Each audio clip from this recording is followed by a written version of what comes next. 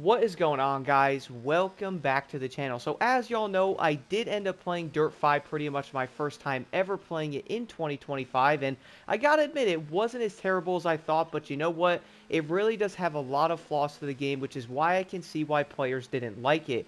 With that though, I also did want to break down a few things I did notice when playing the game a bit. I think when making this video, I'm like around 8 or so hours into it. I might be maybe almost 3/4 into the entire campaign in it, so I have been playing the game a good amount. I've been doing a lot of the different events. Pretty much have used every single class in the game as well. So I do feel like I probably know a good amount of things about the game even though I haven't beaten it yet. To be honest, I also don't know if I'm going to beat it. Not really sure yet. And I will talk about why I think that is here in a quick second. The first thing I did want to talk about though is going to be the vehicle classes and the upgrades you can do to them, or I guess you could say the lack of upgrades, because guess what? As far as I do know, you cannot do anything to the vehicles and make them faster, make them, better, compared to basically many other Dirt games. The one credit I do have to give here on Dirt 5 is, yeah, there's going to be a bunch of different classes in it. We're going to have, like, regular rally raid and stuff like that. We're going to have regular modern rally. We're also going to have pre-runners, which is pretty dang awesome. One of my favorite things about this game, and probably the one thing I love about it compared to Dirt 4, is the fact that there is also going to be regular trophy trucks and real Doom buggies in it. Gotta admit, I really do love the fact they did end up having these in the game. Gotta love that. But the thing is, though, besides that, guys, I do not understand the way they did end up doing this.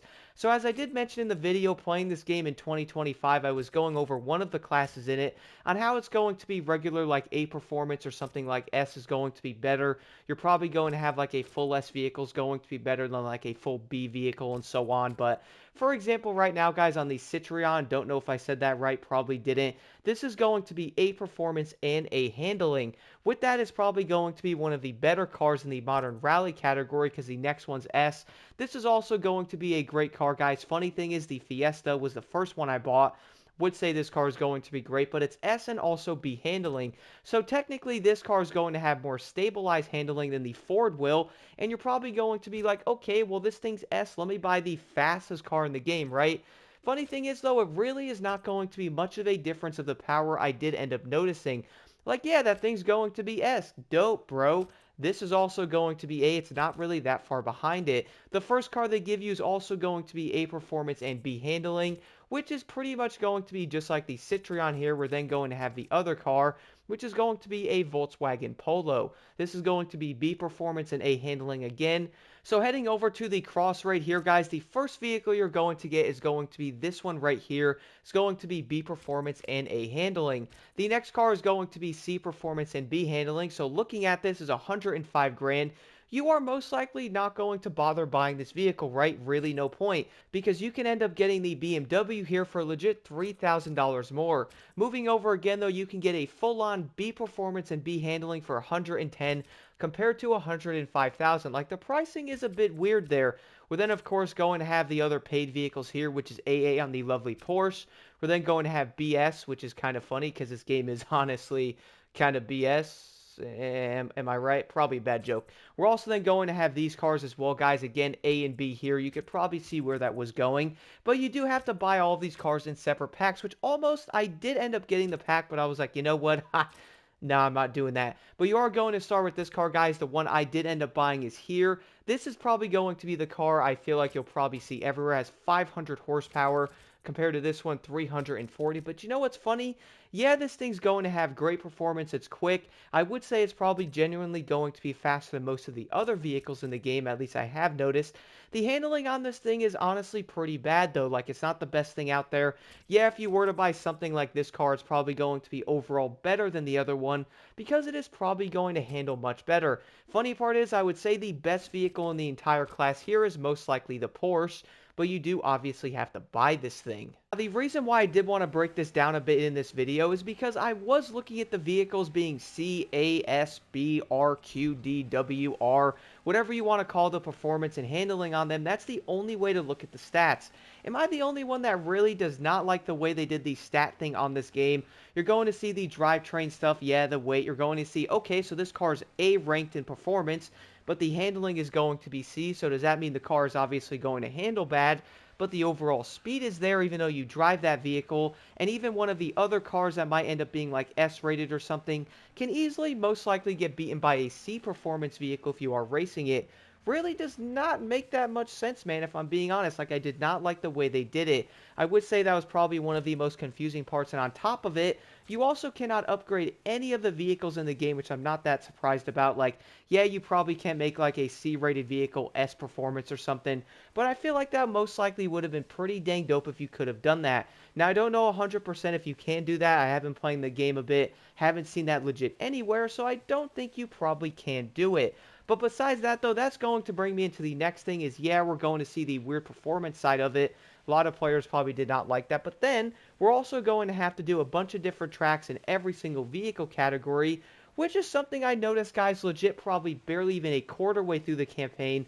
Probably maybe 15, 20 events in. I'm like, okay, well, I'm going through this track. This track's pretty fun. I like this one. Oh, this is going to be fun. I get to use a rally cross. So, oh, I get to use an 80s rally on this one. Ooh, look, a 90s rally in this event. The thing is, though, you pretty much use all of the other classes in those same events, and they're all pretty much going to be reversed or even have snow or something in it. It's probably going to be raining, have more mud and stuff like that, maybe a tad of a different setting. And as I did mention before, though, I do understand that other dirt games, even other racing games in general, might end up having a similar setup. Like, you're going to have a racetrack, it could be reversed or something, you can have rain, snow. I completely understand that, though, but I do feel like they're kind of reusing the tracks a bit too much, at least what I did end up noticing.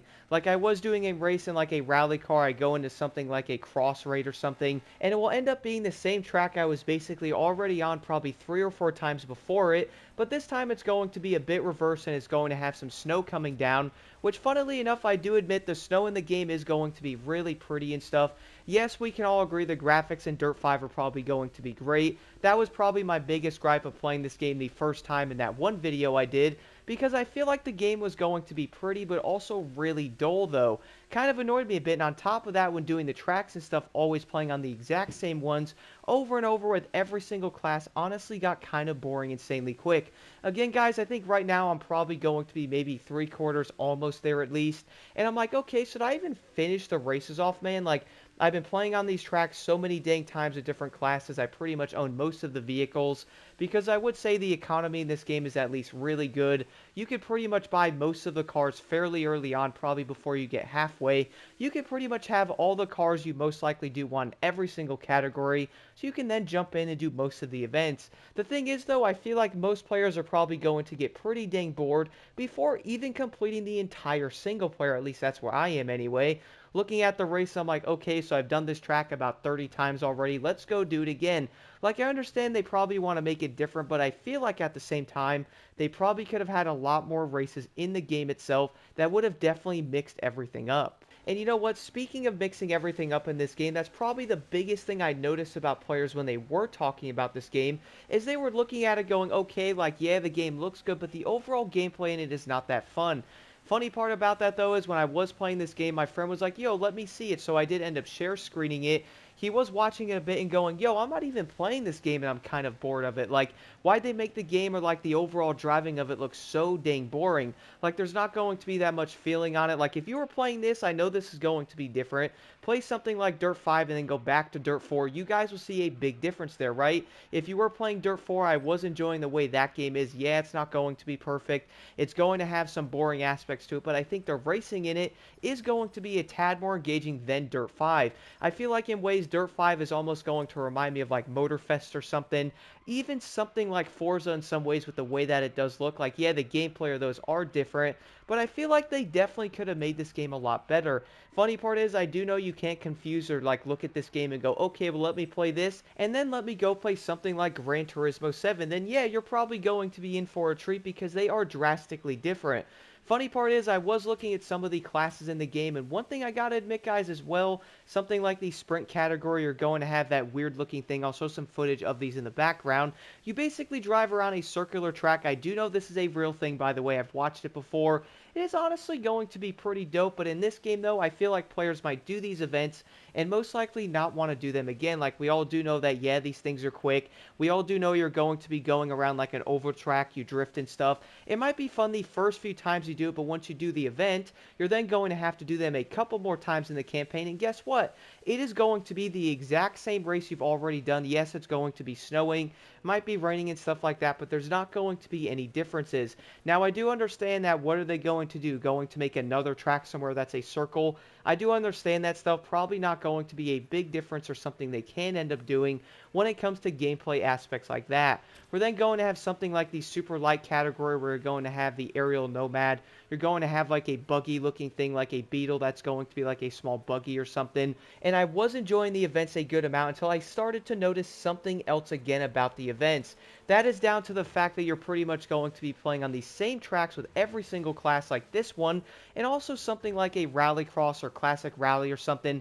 Like, I understand they probably did not make a ton of tracks and stuff, man, but you're going to have around 7 or 8 different classes in the game. You gotta have different events in there, a different variety of tracks and stuff to really mix up the gameplay.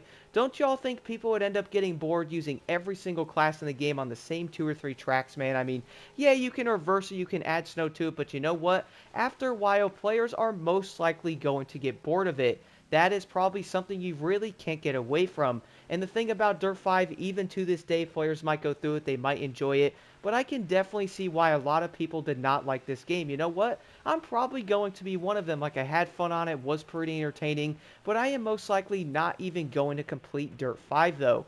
Do let me know what y'all think about Dirt 5 in the comments below. And what do y'all think made so many players and also even new people trying to get on the game, which I would say is probably me for that matter, most likely not enjoy this game or even hate it in so many different areas?